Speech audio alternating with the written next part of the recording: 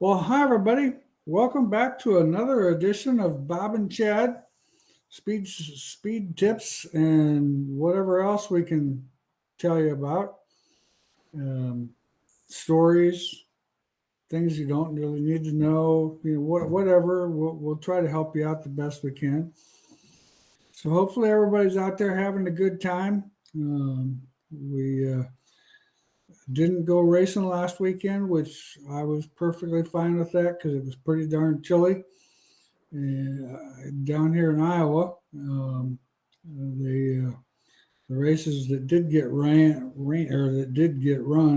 were definitely colder than what we used to. Because of course, the week before that weekend we had high 90-degree weather, and this weekend it wasn't the case, or last weekend wasn't the case whatsoever. So just I didn't. The only thing I really actually did was took the dog out. We went to 3 different lakes and let him have fun and kind of run around. And I took some pictures and much different than not doing a whole lot or going to the races. That was quite interesting. So, what's new and exciting at Wehrs Machine? Oh, we've had a busy couple weeks. We had that Halloween or October Great Pumpkin Race. That's what it's called. At Fountain City a couple weeks ago. So we were there doing the trackside support, testing some new. We're working on our slider lock mechanism to try and make it easier to use, and so we've been testing that last couple weeks there, doing that, and then we had the Oktoberfest races here at the asphalt track this last weekend. So that was a busy week working on Ultraforce machines, and we actually developed a new part there too that we're excited about moving forward. So, it's unbelievable. You get the opportunity to go to these racetracks and you get all these great minds together, and how quickly you can come up with a new tool or a different, alteration to this. Or it's just we got such an amazing group of people that it just makes it so much so enjoyable to kind of steer the ship, I guess, with such great people. Sure. So yeah, and then we got one of our other new products that just got done is our angled carb spacer, kind of more for the late model guys, but I think there's a few mod guys doing it. But so it's angled, and then it takes our normal inserts into there, so you can do the reduction deal. So those are pretty sweet. So we got that. And I think factory support, I think, is done until I think the Dome. We talked about going to a couple other ones, but we're not 100% sure. But I think we're done until Dirt in December. Uh-huh. Yeah. Well, One more big thing happened today. The dealer map is live, so the boys have been working hard on that. So if you want to find out where to buy the products, if you don't buy them direct from me or you don't buy them from Bob, all of our dealers, including Bob, are now listed on a map on our dealers on a tab on the website, which is our dealer app. So cool. that's pretty neat. So you can find the dealer closest to you or wherever you want to shop. Sure. Well, sometimes, you're in a situation, especially if you're out in California, shipping time, having a dealer there is definitely a big advantage, or even down North Carolina, Florida, whatever. I mean, we're pretty fortunate. We're 2 days away from you, so most everything's not the end of the world if we don't get it. Yeah. And of course, we've got one of your larger dealers is only a day away, so we're in pretty good shape.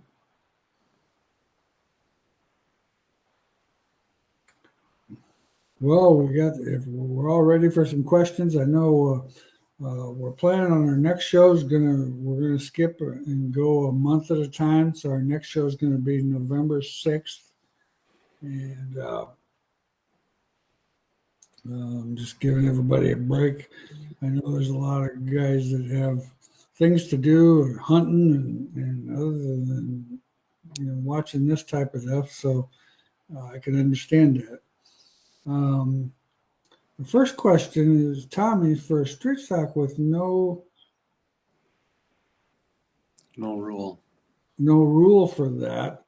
60 or 63-inch rear end. Do what do the big difference? Um, well, some people like the wider rear end. I don't know if I'd go to a 63. I know, we built quite a few 62s last year. Um, the big advantage is with the limited how you can move the rear, move the wheels around, and some places have specific wheel offset rules and things like that, so you can actually stick the left rear out 2 more inches, get you a little bit more traction up off the corner, makes the car a little bit more balanced in the back. Some guys really like it. Some guys, it kind of makes it, depending on their driving style, makes the car kind of tight in the middle of the corner. So it kind of just all depends. Um, I can't say that there's a night and day difference, but I do definitely think that like a 62 definitely has an advantage if you're on a lot of dry slick stuff. Steve, I'm seeing Northern Sport Mod. If you put an 11-inch right rear spring, how much should you increase the rate from the 13? Normally, I jump it up 25 pounds. So, like if you're running a 225 13-inch, we'll actually go to a 250 if we go to an 11-inch. You wouldn't think that dropping that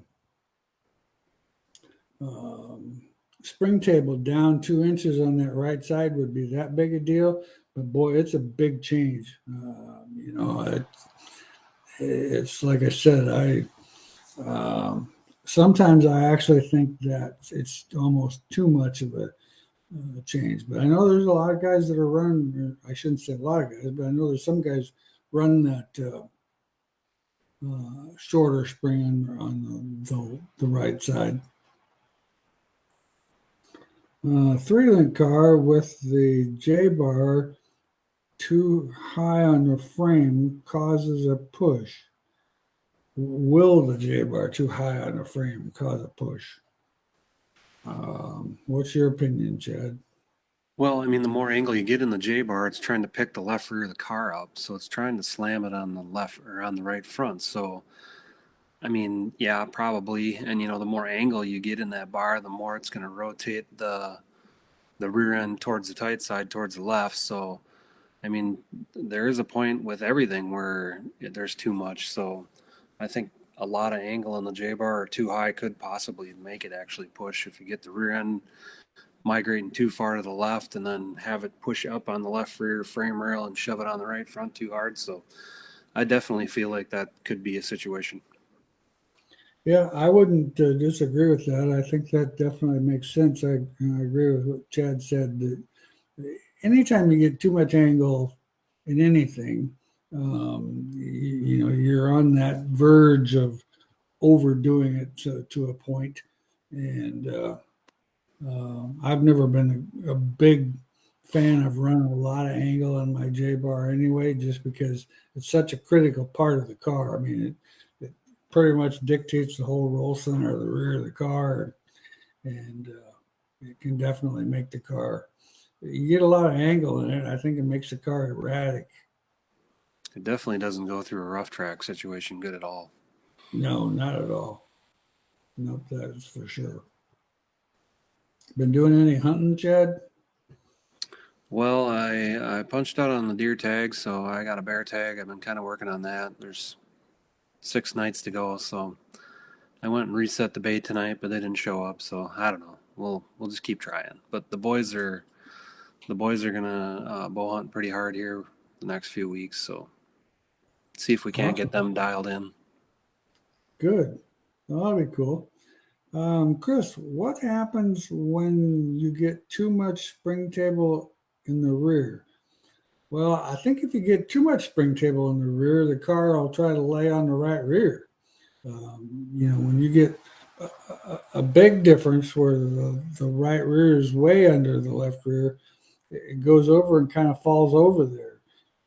that's another one of those cars that's toting the left front, and it's kind of miserable to drive, and it goes into the corner, and you get an instant push when you get back on the throttle, and then it snaps the car loose when you get halfway through the corner, and then all of a sudden it's just all hooked up, toting the left front up, and it's just I don't like to see it be more than 2 inches myself. 2 inches, in fact, my opinion, an inch would be ideal if we can regulate that. You can't always do that with what we've got to work with, but 2 inches, if you don't go over that, I think you're okay. But if you go over that, like I said, that's that car that's toting the left front, and you can't figure out why they can't keep the left front down, and why the car's tight getting in, and it just gets on the right rear so bad.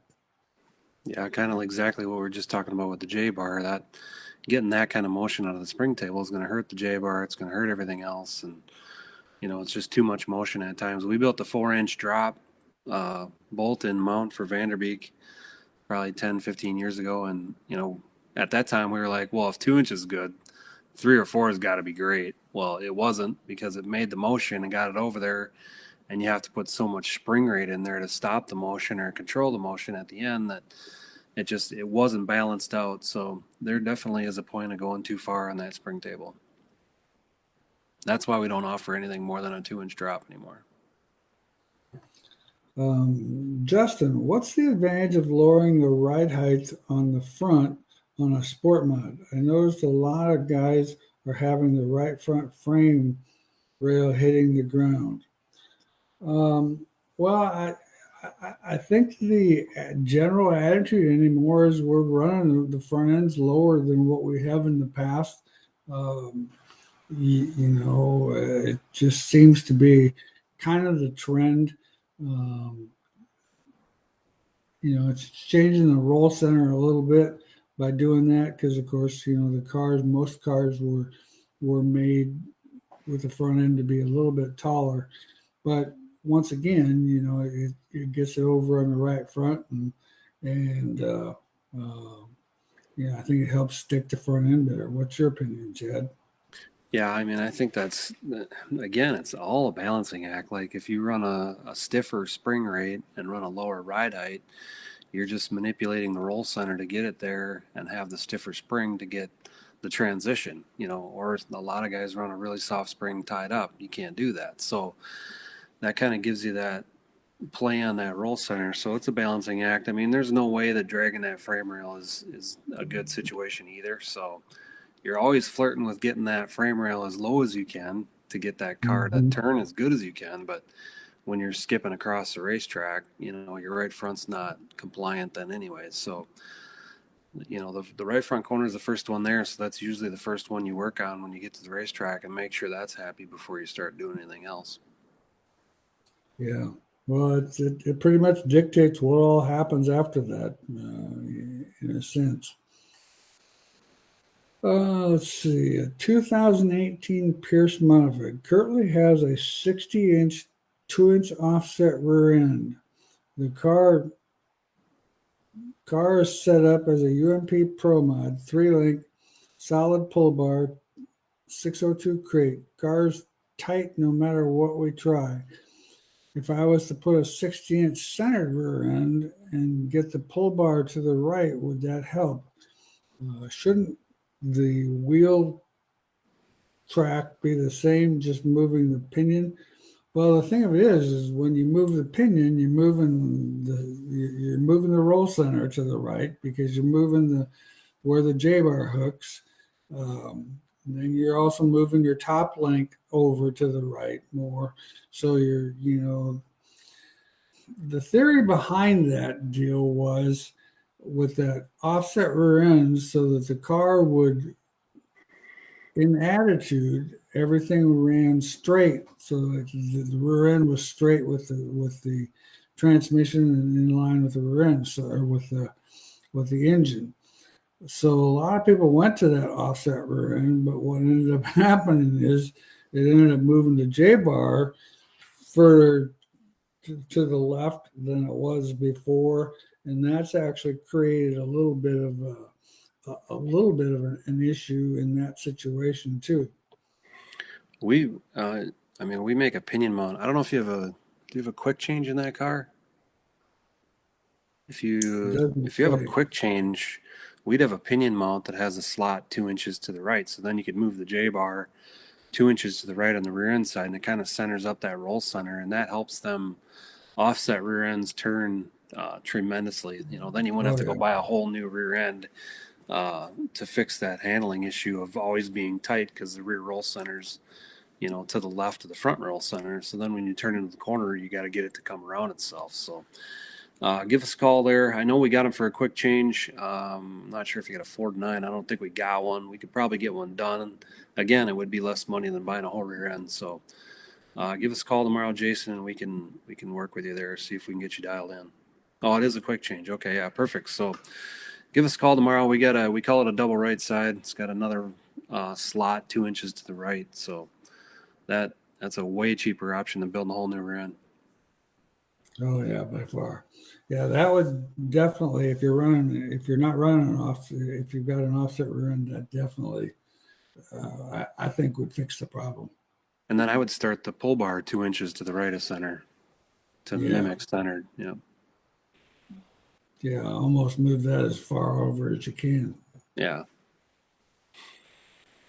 Let's see here. Johnny, which type of pull bar would be better all the way around? Spring bar or a biscuit bar?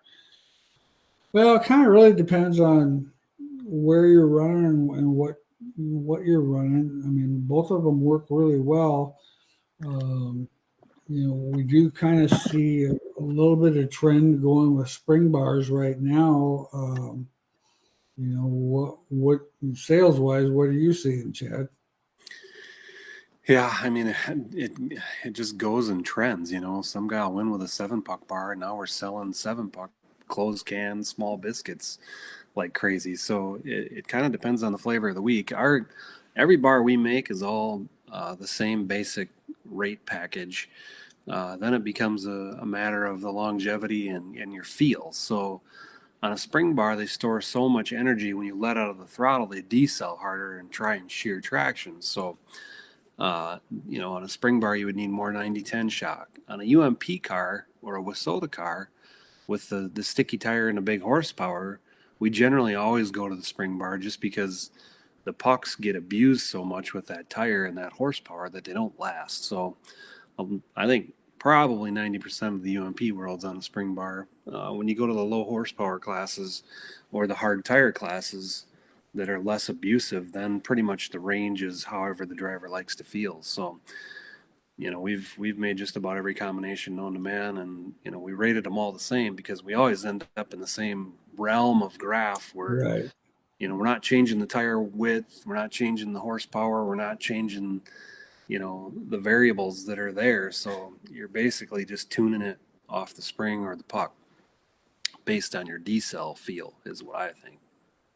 Yeah, well, I would agree with that totally. And you're definitely correct on that 90-10 shock. If you're running a spring bar compared to a biscuit bar runs a lot lower, a lot less 90-10 or upper bar or upper shock.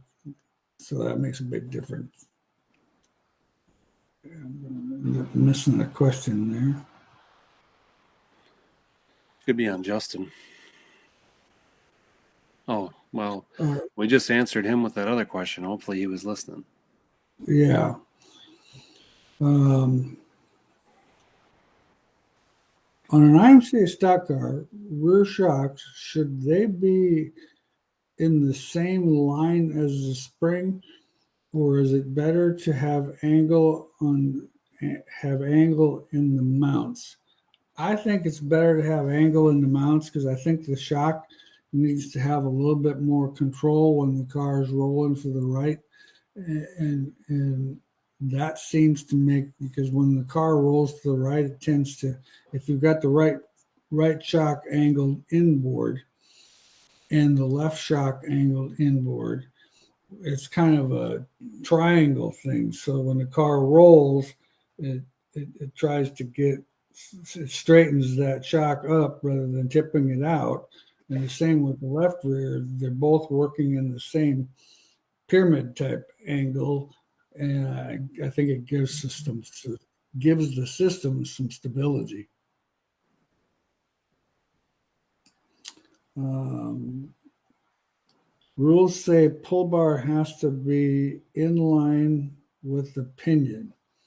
Yeah, that's fine. Your bigger problem is that roll center with the J bar. So Yeah, you can tune that the pull bar angle and manipulate that traction wise. But if you're always tight, it's mainly the pull or the panhard bar is the main problem with the roll center being so far to the left in that car. If we can get that roll center to the right, that'll help it turn, and you won't even notice the pull bar being 2 inches to the left. yeah. The pull bar doesn't have near the effect that J bar has. Yeah. Let's see here.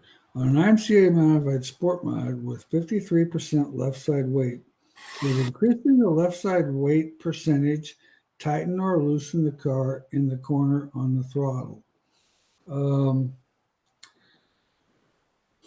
Well, in my opinion, if you increase the left side percentage, it would tighten the car up on the throttle.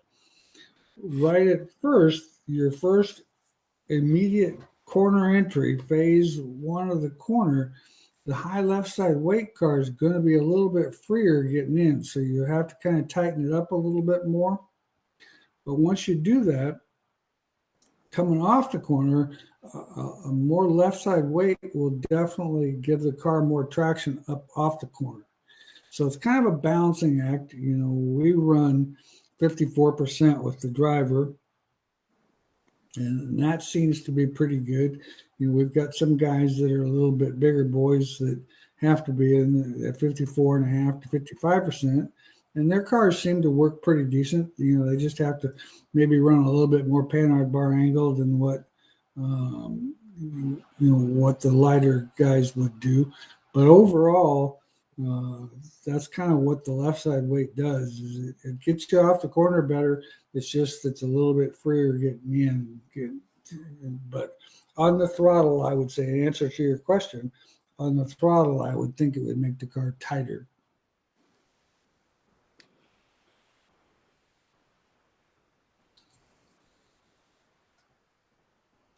What effect would changing from a 150 left rear spring to a 125 be with Soda B mod? Um, you know the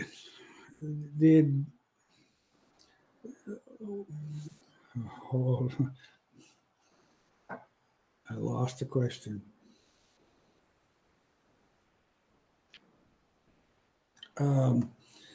Well, you would be able to have a little bit more preload on the 125. I think it would create more hike off the corner, when you get back on the throttle, it would create more hike. And load wise, you just are going to have to run a little bit more preload on it than what you would on the 150, so that it still has the traction that you need, and that would be the advantage of just getting more hike out of that spring. What's your opinion, Chad? Yeah, I think that's exactly. Have modifieds gone away from zero indexing suspension cages?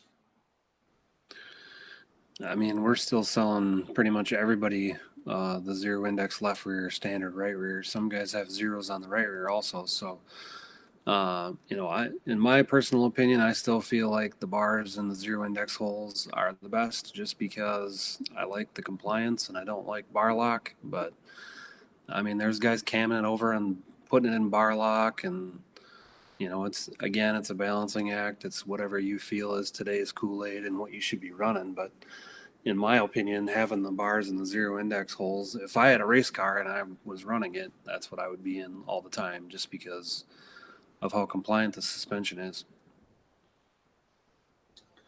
On a 604 IMCA modified, which pull bar would suggest for a shorter quarter-mile racetrack. You know, on a short racetrack where, depends on what the corner entry is like Chad said earlier, the spring bar is going to tend to free you up a little bit more getting in. I think they have a little bit quicker traction, but you're going to get a little bit more movement out of the spring bar than you would. But the deacceleration, so normally on a shorter racetrack where you're turning all the time, I would think it would be an advantage. That's probably what I would go with if I was, doing it.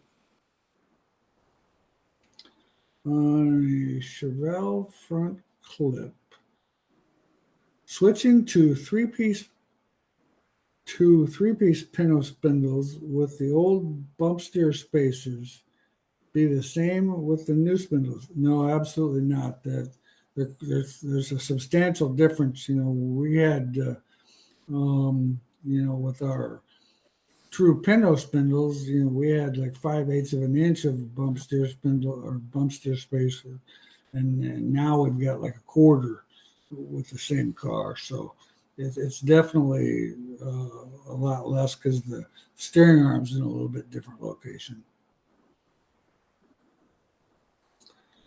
Justin, my wife is new to sport mods coming from factory stock classes the last year. Should I be making adjustments for manufacturer's base settings or just have her make laps? Tight on entry, but she's not fully up to speed quite yet. Only 2 nights in the car.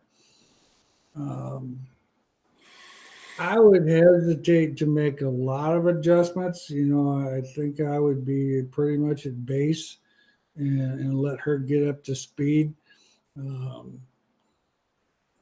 We've got some drivers out there that have 5-6 years under their belt, and they're not very far off from base the way it is. So, I mean, the amount of changes that they do to their sport mods, pretty minimal.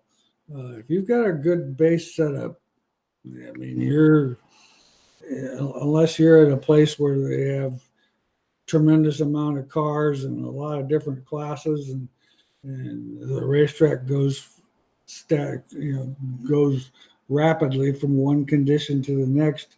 I don't know if I would throw a whole lot to it. She'll tell you. I mean, when she's ready for a change, you'll know it.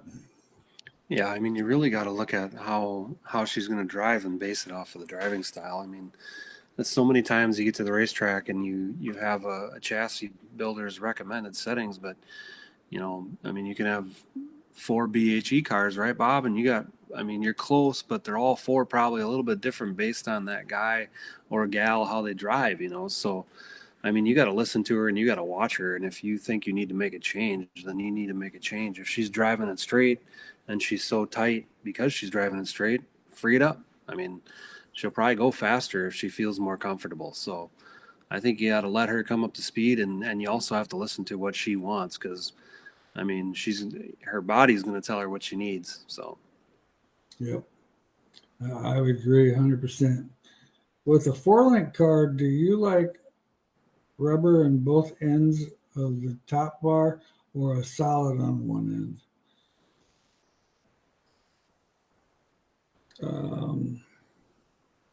I'm not sure what the question is there.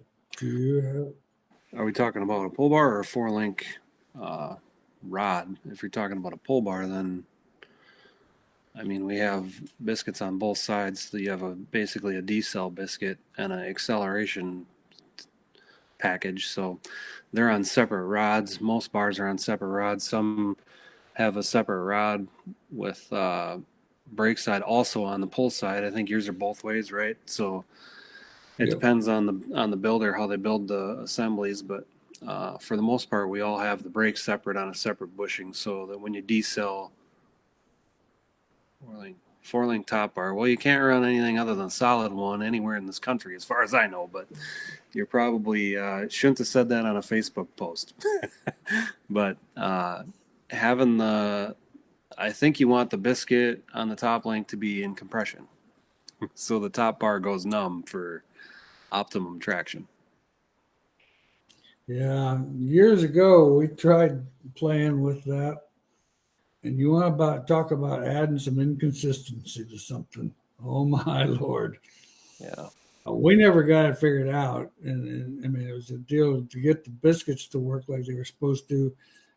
They had to be so stiff, and it still was. It just seemed like it created inconsistency in the car. So I wouldn't recommend it. But in answer to your question, you'd want to have it so that it's got. I would think you would want to have it solid on one end and the biscuit on the other, so that it's just changing compression rather than extension. Yeah, they're solid on extension and they have a spring on compression. Yeah. Right. Jason's thanks, guys. Appreciate what you do here when the 3-link classes and sport mods left. Right now, we still have, surprisingly, to me, I think we're way ahead of what we've been.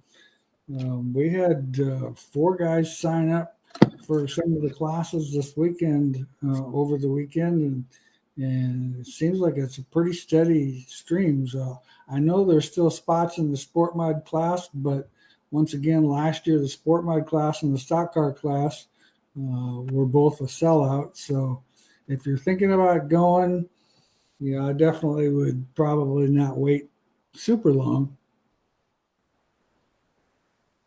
I recently saw a BHE stock car with an OD grab spring mount on the rear end. Are you still running the OD grab on the top also? With the stock car, we actually, with the sport mod, we had to go away from the OD grab cup on the right rear lower because it was creating too much of a bind in the spring, that there wasn't enough movement in the spring because the spring just bends so much. And so we had to go back to the standard one. The stock car doesn't move as much because we don't have quite as much steer, just because we don't have the angles that we run on the sport mod. So we haven't had a problem with it, and I probably would still go with that. And I know that's what we're still doing is OD grab cups on the bottom and on the top. Cameron says we run a BHE spring bar. Well, that's good, Cameron. We appreciate that. Hope everything's working out real well with it. We had a situation where they changed the color of one of our biscuits lightly. I mean, it's not a drastic difference, but there's a difference in the color. So Chad, as well as anybody, that if the driver puts the pull bar in and there's a different colored biscuit in it and it doesn't have quite the traction it was, even though they rate identical to the same, they're going to still want to go back with that old biscuit. And I don't know. And the thing of it is, I trust what this driver says to the nth degree. So if he thinks there's a difference in that thing, I don't know, we're talking with the manufacturer now on what they actually changed on us without us knowing, because they rate identical, but he says there's a definite different feel. So needless to say, we appreciate you running that spring bar.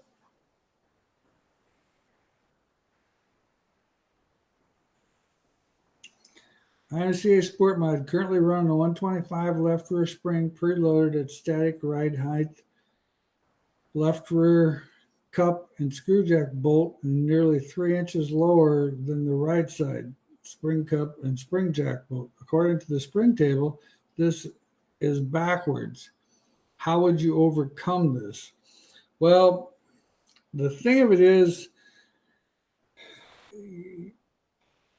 when the car actually is in motion, the spring table is still okay. You can't, it's a situation where when you have that much spring compressed, and it's definitely, it looks like it's a lot lower, but you'll find out that if you put what you kind of want to do is you want to put the car, in a dynamic motion to see where that spring is actually at under a racing condition, and you'll see that the spring table is actually, for a split second, it's at right height, it's standard right height, it's under, but once you apply the throttle, the spring table definitely is higher, and under all situations when you're on the racetrack, it is higher. Yeah, we made 2 additional cups just to try and help that situation. So we raised up and made a 1-inch raised cup, and then an additional 1-inch deeper cup for the right rear to try and offset that a little bit. But what Bob's trying to say is once you get on the racetrack and you get the car into motion and you're rolling, then it's going to be right, and it's never going to come back to that ride height stage until you're basically under yellow. So, that's just a situation where we didn't run it before we started preloading springs. That wasn't a problem, and what Chad done by making, the different spring cups has definitely helped the situation.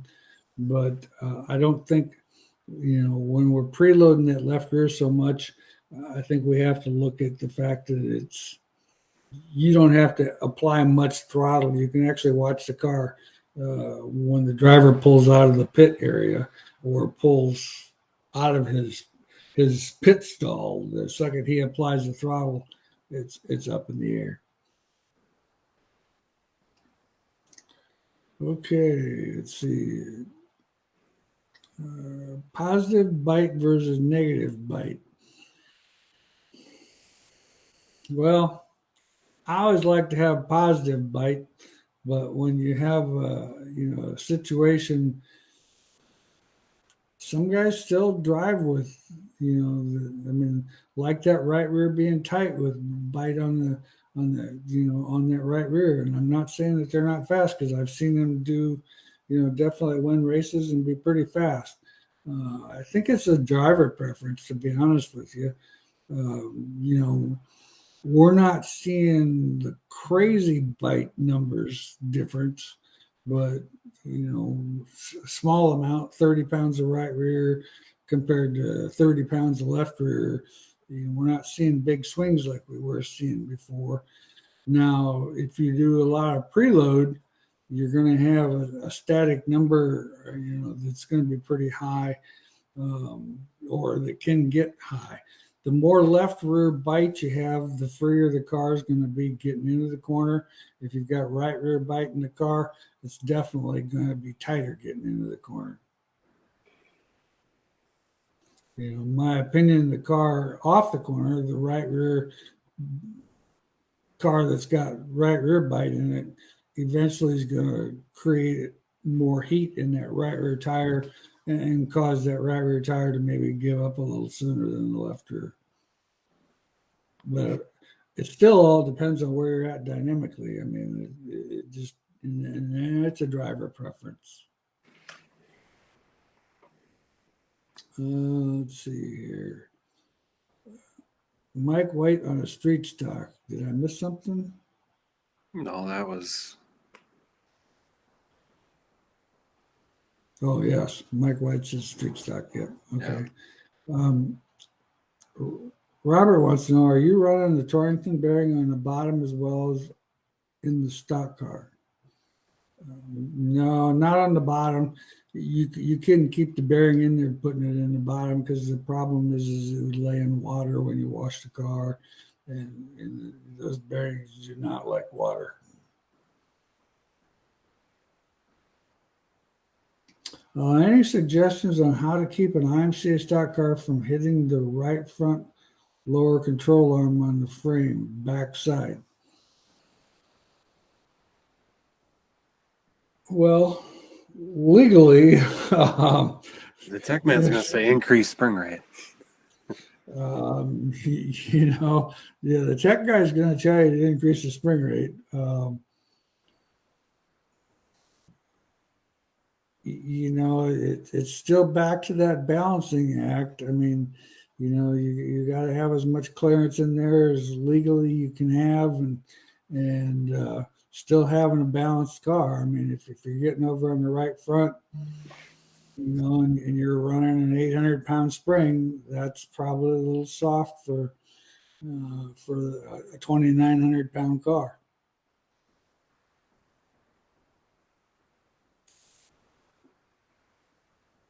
You missed David McKinney. I did, didn't I? Yes. Chad, I know of 3D print parts. Have you ever considered 3D printing an intake manifold, looking to make more weight off the motor? Well, I don't have printers big enough to do it, and I don't have the CAD for it, but I thought that I'm trying to remember. I've seen the question and I've been trying to think of it, but there's somebody that makes a composite intake. I don't remember if it's Edelbrock or who it is, but when we were running USMTS, there was a couple guys that had them on their USMTS motors. But I can't for the life of me remember what builder it was and what part manufacturer it was. But I don't know how much digging you've done on the old Googles, but maybe you need to fire that up or make a couple phone calls to some engine builders and ask them. Yeah, that would be pretty neat. That would take a pretty good sized printer. It's a pretty big printer, and I don't think my buddy Vic Adelbrock would give me the dimensions of the intake. He's not really my buddy. He's no longer here, I don't think, but that would be cool. Odds are they wouldn't give that away real easy. No.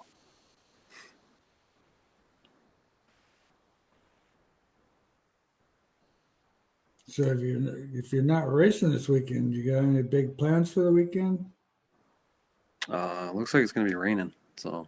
Oh, boo. Yeah.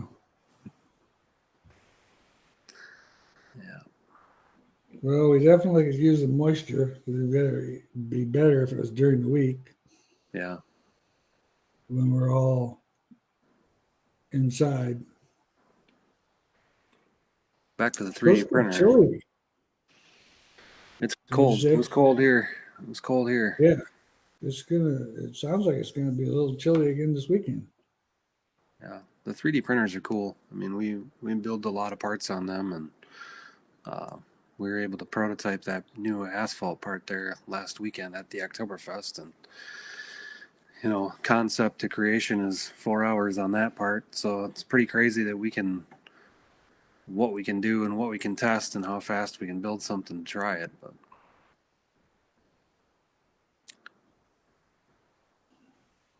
yeah. Well, my man in the shock room, he's been pretty convinced that we need one of them too. I'm pretty convinced we don't. First of all, I don't know where the hell we would put it. I mean, our poor little place is kind of etched at the seams. And we can't, adding equipment is now it's more or less, it's not necessarily what it'll do for us, it's where will we put it so we can do something with it. Airflow research, that's right. I couldn't think of that. That's what it was. Composite intake. Oh, yeah. Yeah, I remember hearing something about that. I'm not much of an engine guy, but I do remember hearing something about that.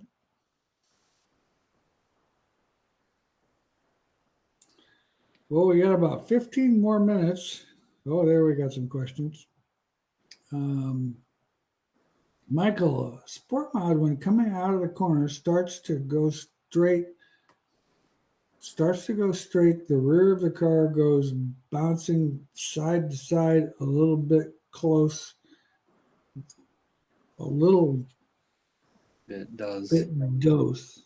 No, it does. That means he's off the bars or it's set up things. Yeah,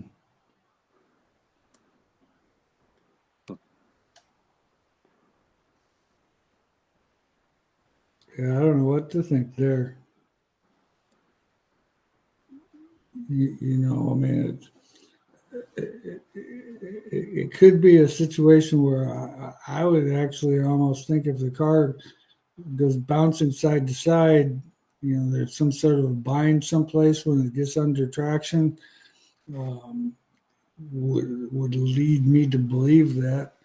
Um, but then again, I don't understand the part when he's off the bars or is it in the setup.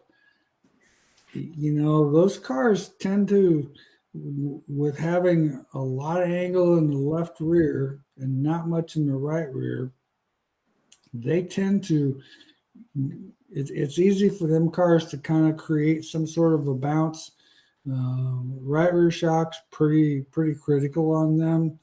Um, some guys go really soft on compression, and that right rear seems to need a little bit more compression. But our tires too is a little bit of an issue because there's a fair amount of guys run a little too low air pressure, and the tire itself is kind of creating a little bit of the bounce too. Dylan, on a hobby stock, what would you say is the most important thing to look at when trying to improve drivability and still maintain a good amount of bite? Springs, shocks, tires. Well, Dylan, I hate to tell you, but all of those things would probably make a big difference. It just goes back to that balanced car. I mean, the more you can have a good balanced setup, um, shocks and those hobby stocks has really become a big deal. I mean, we sell. I'm amazed at how many sets of hobby stock shocks we actually sell. I would have never dreamt that that class would need. But it's just like everything; it's going in a circle. So I mean, it definitely can use the shocks, and they definitely make a big difference. So I would have to say, and I don't know much about the hobby stock tires. That DOT tire, I really have no knowledge of that, so I can't really tell you on that. But shocks definitely are a big factor. Like I said, that would be my first, not just because we build shocks, but that would be my first go-to because that's where I have seen the biggest gain in that class by putting a good shock on one of those cars. Has made some of those cars that weren't such great cars pretty darn good race cars with good shocks on them. Barrett, an IMCA Sport Mod solid pull bar with more angle has quicker traction than a pull bar with less angle. However, does length of the pull bar affect traction gain speed also? Yeah, it definitely will. The longer the bar is, the slower it's going to react. It's going to be smoother. We still, in that 28 to 30-inch bar seems to be, pretty comparable to what most people are running. We do see some guys that are still running some 24-inch stuff. I think the 24-inch stuff is too short. I think what it does is it gets the car to react quick, but I don't think it lasts as long. So keeping once again, it's back to a balanced car, keeping traction all the way down the straightaway. Definitely, that longer bar is going to be a lot better. I would rather have a longer bar with a little more angle than a shorter bar with more angle, no doubt. For aligning the front end with a collapsible steering shaft, does anybody make a lock for the shaft so that it does not move while adjusting the toe? You know anything about that, Chad? The collapsible shaft shouldn't have anything to do with that. I wouldn't think so. You put vice grips out on the non-collapsible part out inside the engine bay. If you really want to lock it when you're setting tow, for the most part, I know on go-karts they have a pin on their thing, on their steering shaft. So they all lock that in when they're setting the tow. For the most part on the big car stuff, we really have never built anything like that. The only time really we lock that steering is when we're bump steering, so that you can run through the whole motion and you're not trying to steer the steering wheel. So I don't think it's necessary when you're set in tow.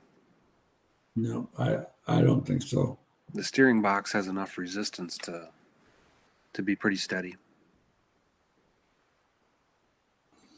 What causes the stock car to skate on exit? The whole car starts to go towards the wall during exit and won't stay down with wheel input. Have to get off the throttle to keep it off the wall. It doesn't feel like it's going to spin out. What adjustments to make? I would say it sounds to me like it's just too much left rear bite in the car. I mean, too much left rear drive. You need to free the car up a little bit more stagger, maybe a little more angle in the right rear trailing arm. I wouldn't take angle out of the left rear because you can't. I mean, there's no such thing as too much angle in that left rear on those cars.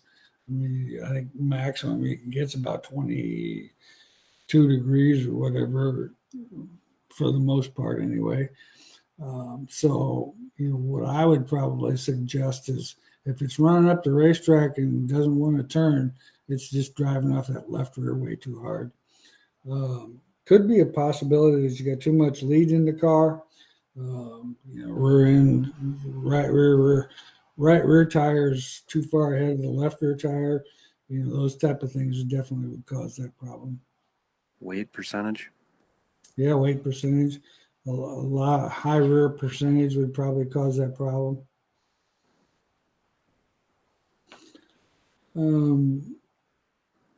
Butch, hi Bob, I have an 07 Harris Sport Mod. Where do you measure 11 inches at the top of the pull bar center line or the top of the rear end to measure for the bird cage from the bottom of the rear end to the rear end? Tacky dry slick condition.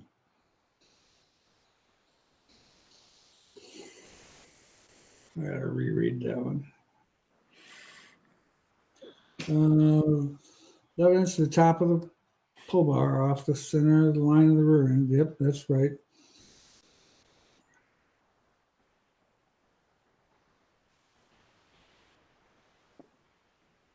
Off the top of the rear end. What measurement for the bird cage? Oh, the bird cage off the rear end. Well, the bird cage itself, most everybody's on a 9-inch spread, 4.5 at the top, 4.5 in the bottom. And that seems to be pretty good. I don't really change any of those height measurements from a dry slick to a tacky condition. I usually adjust other things, tire stagger, that type of thing, lead, spring bar, or the trailing arm angles.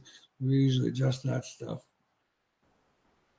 If the car is balanced as it is without the left front limit chain, would you recommend adding one? And if how much would you limit the travel? Well, I definitely think that if you can legally, if your rules allow you to run a limit chain, I definitely think a limit chain's a positive thing to have. Stock car. What we normally do is we put the limit chain in there so that the shock has 1.5 inches of travel so that we can limit it. And we go 1/4 inch at a time and stay between 1 inch and 1.5 inches, depending on the track conditions that we want. The heavy racetrack, we go the 1.5 inches. Dry slick racetrack, we go to 1 inch. Are they legal on a stock car? It's got a stock car. I have no idea. Not sure. I don't think so. I mean, we don't put them on there, so I don't think they're legal. Is it left rear only? Or do they even have one on the left rear? I don't even think they have a left rear chain. No limiting chains? Well, I mean, I don't. Jake's stock car doesn't have one on it. I'm not a big rule guy, but I haven't heard that they can run them. I'm not a big rule guy. I think it's maybe that's a USRA deal that they can run a chain. I'm not sure. IMCA, I don't think you can run a chain. Yeah, USRA, they're illegal. That's what I was thinking. No chains. Chris Adams, yeah. Yeah, I was going to say I know I've never seen one on an IMCA stock car, so I couldn't say. And I haven't really been around a lot of USRA stock cars. Um, Also, how would you recommend measuring the spring table on a stock car? Well, yeah, you go ahead, Chad. How would you recommend doing that? Let me see. I think I still got my cheat sheets here. So on a stock car, and this is the drawing of a B mod, but it's basically the same. So on a spring separate suspension, you measure from the ground up to the tip of the screw jack. That's the spring table. So the spring is in the equation, and the spring cup is in the equation where where the insert is in the spring cup. So now we have this set up at 3 different drops here to manipulate that on the top cups, so you can get that tuned in better. But at ride height, after you've scaled, when you're all ready to go, you just simply measure from the ground up to that point on the back. Yeah, Rob says no chains on an IMCA stock car. I didn't think so, but that makes sense now. The last couple of shows, people have talked about chains on a stock car, so that would make sense because it's USRA that can run a chain. I don't know why they won't let them run a chain. I think it's a good rule. I mean, Michael says, "Hey, Bob, you said 28 to 30-inch pull bar. Do you put the mounting hole in line with the center of the axle for the pull bar?" Actually, no, I don't. Usually, we go 2 inches ahead of center. What you want to do is you kind of want to put the car in motion to see where it actually ends up being. You want to make sure that on a solid pull bar, it's always in front and it's always pulling solid, because you wouldn't think that would move that much, but with the amount of roll steer that those cars actually get, with the amount of roll steer that those cars get, that's where that actually changes that location, and it can get, if you go to center, then all of a sudden you're changing, the angle will go out of the pull bar instead of pulling it into the pull bar. Missed a question. Barrett.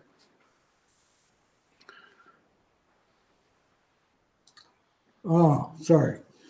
When the track slicks off, we move the pull bar down on the housing. Should we be lowering it on the chassis as well? No. There's a kind of a general rule of thumb of keeping the angle in there, but when you lower it on the rear end, what you're actually doing is you're changing. Anytime you make an adjustment on the rear end itself, it's like a 2-to-1 ratio of moving an adjustment on the frame. And what happens is when you move that down on that rear end, the car actually,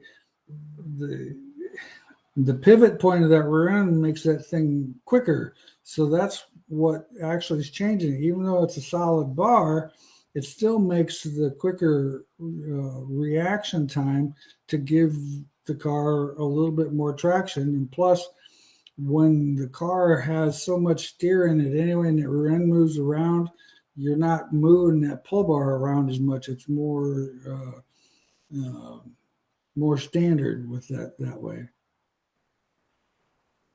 I would like to know how that works. I've never really actually thought about moving it. That'd be way too much work for me to do. I've never thought about moving that down on the rear end, in a slick condition. But I know the guys that run that down on the rear end, when we were running spring bars, you had to run a substantially stiffer spring when you got closer to the rear end because of the leverage factor.